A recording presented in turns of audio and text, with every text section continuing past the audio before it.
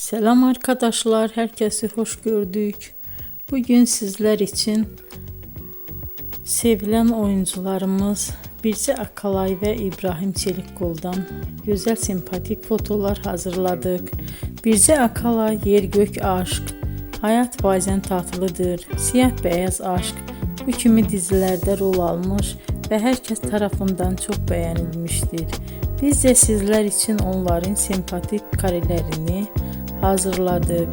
Yeni videolar görmek istiyorsanız kanalımıza abone olup bol bol yorum yazmayı, sona kadar izlemeyi unutmayın. Bizden bu kadar. Hoşça kalın.